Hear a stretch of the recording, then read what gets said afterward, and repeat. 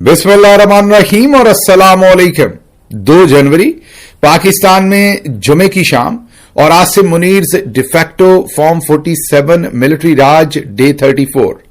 याद दहानी, अगर अभी तक इस यूट्यूब चैनल को सब्सक्राइब नहीं किया तो जरूर कीजिए ताकि आप हमारी आवाज को मजबूत बना सकें। अब चलते हैं आज की अहम खबरों की तरफ। काफी सारी खबरें हैं। एक तो सऊदी बैक्ड फोर्सेस ने यमन में स्ट्राइक कर दी है, उसी एरिया में जहां पर उनका इस वक्त कॉन्फ्लिक्ट जो है वो यूएई के साथ चल रहा है। उसके साथ ही साथ मोहित पीरजादा, साबिर शाकिर और दूसरे साथियों को पाकिस्तान के अंदर 2-2 बार उम्र कैद की सजा सुना दी गई है। और इस सबसे बढ़ के मैंने माजरत करनी है माजी की मारूफ एक्ट्रेस फजीला काजी साहबा से, जिनको मेरी वजह से तकलीफ हुई है। जाती तौर पर मैं समझता हूं मैं ही शायद उसका जिम्मेदार हूं। वजह वो आर्टिकल है इट इज ओवर, जो आप सबको याद होगा, जो नज़ामानी साहब ने लिखा था और हम वो शेयर कर बैठे थे सोशल मीडिया पर। अब उसका नजला जो है वो सारे का सारा फजीला काजी साहबा पर गिर रहा है, उस पर भी बात करेंगे। सबसे पहले जरा आ जाइए, जो आज इस्लामाबाद की अदालत जिसमें सिपरा साहब जज हैं, मेरा ख्याल एडिशनल सेशन जज हैं, उन्होंने जो दहशतगर्दी की वहां की अदालत है वहां से जो फैसला सुनाया है, फैसला तो क्या है, जोक है, मजे का खेज है, लेकिन सुना दिया है। 9 मई डिजिटल दहशतगर्दी केस। सबसे पहले तो इसका नाम ही जरा चेक कीजिए, डिजिटल दहशतगर्दी केस। आदिल राजा, हैदर मेहदी, वजाहत सईद, साबिर शाकिर, मोहित पीरजादा को 2-2 बार उम्र कैद की सजा। मुलजमान को दीगर दफात में भी मजमूई तौर पर 35 साल कैद की सजाएं सुनाई गई। मुलजमान को मजमूई तौर पर 15 लाख रुपए जुर्माने की सजा।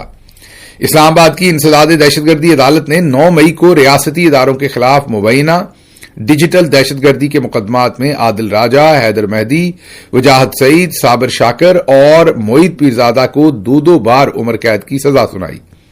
और जैसे हमने कहा कि दीगर दफात में टोटल 35 साल की जो है वो सजा सुनाई है।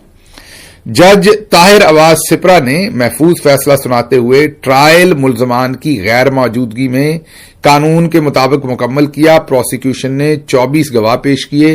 हालांकि पाकिस्तान में ट्रायल जो है वो मुलजमान की गैर मौजूदगी में नहीं होता।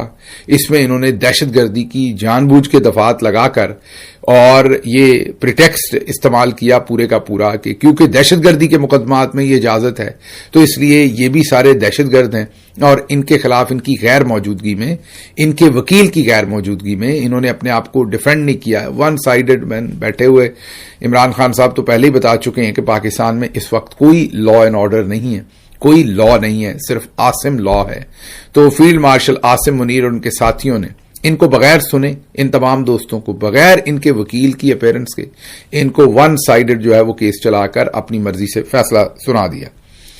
अच्छा, इसमें अब जो वकील था वो सरकारी तौर पर खुद से ही खड़ा किया हुआ था। जाहिर है ये लोग तो वहां ना मौजूद थे, ना इन्होंने अपने आप को डिफेंड किया, ना इनके किसी वकील ने इन्हें डिफेंड किया। तो खुद से ही एक सरकारी वकील जो है खानापुरी के लिए उसको इसमें मुतय्यन कर दिया गया। उसने भी खड़े होकर, जाहिर है जो भी उसने करना था, सरकारी वकील ने क्या करना था, सजा ही दिलवानी थी ना। तो एक किस्म की दोनों तरफ से जो प्रोसिक्यूशन है वही लड़ रही थी, मतलब सरकार ही लड़ रही थी और ये लोग वहां कहीं थे नहीं और इनको सजाएं दे दी गई।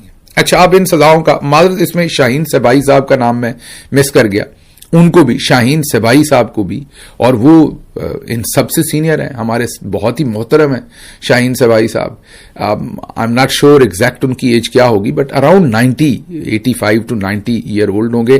पाकिस्तान के बड़े बड़े जो सहाफ़ी हैं, बहुत बड़े बड़े नाम, वो शाहीन सबाई साहब के डायरेक्टली स्टूडेंट्स हैं, शागिर्द हैं सहाफत के अंदर। बड़ा नाम है शाहीन सबाई साहब, एडिटर रहे हैं, बहुत आप ये कहिए कि उनका लंबा तजर्बा है। फिर अमेरिका से भी सहाफत करते रहे, पाकिस्तान में भी वो बहुत मोतबर जो बड़े बड़े अखबारात हैं उनके वो एडिटर रहे हैं। तो शाहीन सबाई साहब और उसके साथ आदिल राजा, हैदर मेहदी, मोहित पीरजादा, वजाहत सईद, साबिर शाकिर, इन तमाम लोगों को जो है वो 35 साल की जो है वो सजा सुनाई गई। अब मकसद क्या है? अब क्या शाहीन सबाई साहब जो अलबामा में रहते हैं, मैंने आपको उनकी उम्र का बता दिया है, क्या उनको एक्सट्राडाइट करके लेके जाना है पाकिस्तान इस सजा के बाद? میرے خیال میں وہ امریکن سٹیزن بھی ہے. تو یہ تو ممکن نہیں ہے جو یہ سزائیں سنا رہے ہیں کہ وہ ایکسٹراڈائٹ ہوں گے, کیونکہ ان کو جو سزائیں سنائی جا رہی ہیں وہ ان کے جرنلسٹک کام کی وجہ سے سنائی جا رہی ہیں. تو جرنلسٹک کام کی وجہ سے ان کو یہ ایکسٹراڈائٹ کر کے پاکستان تو نہیں لے جا سکیں گے. تو پھر مقصد کیا ہے ان سزاؤں کا, حاصل کیا کرنا ہے؟ اب ان میں سے کئی لوگ جو ہیں وہ میں نام ایک ایک کر کے نہیں لیتا, لیکن کئی لوگ جو ہیں وہ دوسرے ملکوں کے سٹیزن ہیں, اب نہ صرف ریزیڈنٹ ہیں بلکہ سٹیزن ہیں, ان کے پاس پاسپورٹ ہے دوسرے ملک کا. تو ایکسٹریڈیشن تو ہونی نہیں ہے. تو پھر مقصد کیا ہے؟ مقصد ہے خوف و ہراس پھیلانا. مقصد ہے کہ جو باہر پاکستانی ہیں ان کو بھی ڈرایا جائے, جو پاکستان کے اندر صحافت کر رہے ہیں ان کو بھی ڈرایا جائے کہ دیکھیں ہم نے ان کے ساتھ کیا کیا ہے, آپ کے ساتھ بھی یہ کریں گے. جو فیلڈ مارشل عاصم منیر ہیں وہ ڈر کا نظام قائم کرنا چاہتے ہیں. یہ جو there is a method behind this madness. یہ جو کچھ ہوا ہے نا 26 نومبر کو لوگوں کو گولیاں مارنی مرید کے میں, یہ جو ہیوی ہینڈڈنس ہے جو پاکستان میں پہلے شاید مشرقی پاکستان والوں نے تو دیکھی تھی, جو کچھ ہم نے وہاں ڈھاکہ میں اور مشرقی پاکستان اور آج کے بنگلہ دیش میں کیا تھا, لیکن شاید مغربی پاکستان میں مے بی بلوچستان یا کے پی کے کچھ علاقوں کے علاوہ پاکستانیوں نے اس چیز کو پہلے ٹیسٹ نہیں کر رکھا تھا, اس کے ساتھ ان کا کوئی انٹریکشن نہیں تھا. عاصم منیر پہلی دفعہ ان کو یہ انٹریکشن کروا رہے ہیں کہ اگر آپ میری بات نہیں مانیں گے, ڈریں گے نہیں مجھ سے, مطلب آپ آتش بازی دیکھیں, آپ کانسرٹ سنیں, بھنگڑے شنگڑے ڈالیں, کوئی کرپشن وغیرہ کرنی ہے وہ بھی کریں, رشوت دے کے کام کروانے وہ بھی کریں, ٹھیکے لیں, عیاشیاں کریں, جو دل کرتا ہے کریں. لیکن اگر آپ نے آزاد سوچی, لکھی, بولی, کسی طرح سے بھی آپ نے میرا جو غیر آئینی غیر قانونی جو میرا اقتدار ہے اس کے لیے آپ نے خطرہ بننے کی کوشش کی, اس پر سوالات اٹھائے, تو پھر میں آپ کو لوہے کے آہنی ہاتھوں سے نپٹوں گا اور اس کے بعد سزائیں دوں گا تاکہ آپ کو مثال بنا دوں اور کوئی اور ایسی جرت نہ کر سکے. اب یہ جو تمام دوست جن کے میں نے نام لیے ہیں یہ ظاہر ہے پاکستان میں ہے نہیں, انہیں ایکسٹراڈائٹ کروایا نہیں جا سکتا. ان سزاؤں کا کوئی ایفیکٹولی آن گراؤنڈ ان کی زندگی کے اوپر کوئی فرق نہیں ہوگا. لیکن یہ ساری تگودو کر کے ان کو سنوایا اس لیے گیا ہے تاکہ میں نے جیسے آپ کو کہا کہ پاکستان میں بیٹھے ہوئے جرنلسٹ ڈر جائیں, گھبرا جائیں, اگر کوئی تھوڑا بہت کام کر رہا ہے وہ بھی نہ کرے, اور اس کے ساتھ ساتھ جو بین الاقوامی طور پر جو پاکستانی ڈائسپورا ہے وہ ڈر جائے, وہ گھبرا جائے, اور ان کو یہ لگے کہ ہم نے سب نے بس خاموشی رکھنی ہے, کوئی سوال نہیں اٹھانا. اگر ہم نے سوال اٹھایا تو فیلڈ مارشل اور ان کے ساتھی جو ہیں وہ ہمیں نہیں چھوڑیں گے. اب چلتے ہیں ذرا اگلی خبر کی طرف جو اسی سے جڑی ہوئی ہے کہ ایک طرف تو ڈیجیٹل دہشت گردی کے اوپر سزائیں سنائی گئی ہیں جرنلسٹوں کو, اور دوسری طرف ذرا غور کیجئے پاکستان میں 2025 کے دوران عسکری تشدد میں نمایاں اضافہ دیکھا گیا ہے, جہاں دہشت گرد حملوں میں 34% اضافہ ہوا ہے. ابھی کل ہی کی ایک رپورٹ تھی جو کہہ رہی تھی 73%, 73% اضافہ ہوا ہے. ظاہر ہے ڈفرنٹ انسٹیٹیوٹ ڈفرنٹ ٹائم کا ڈیٹا لیتے ہیں, ڈفرنٹ طریقے سے لیتے ہیں. دہشت گردی کے سال کے اندر جو 699 جو ہیں وہ حملے ہوئے ہیں.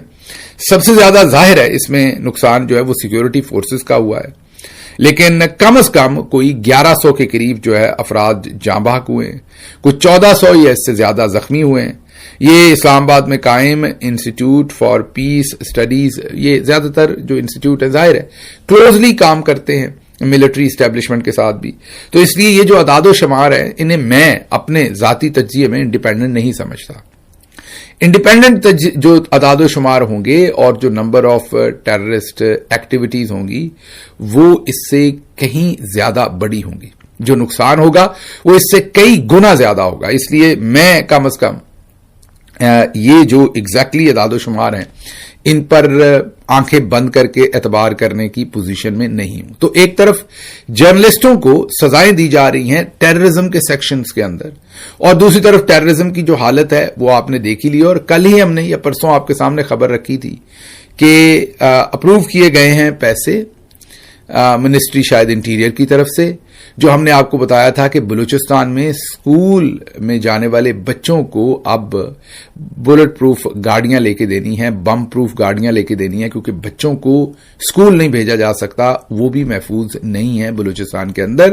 تو سیکیورٹی فورسز کو، پاکستان ملٹری کو بچوں کو اسکول چھوڑنے کے لیے، ظاہر ہے وہ میرا خیال جو ملٹری افسران اور اہلکاروں کے بچے ہیں وہاں، ان کو اسکول چھوڑنے کے لیے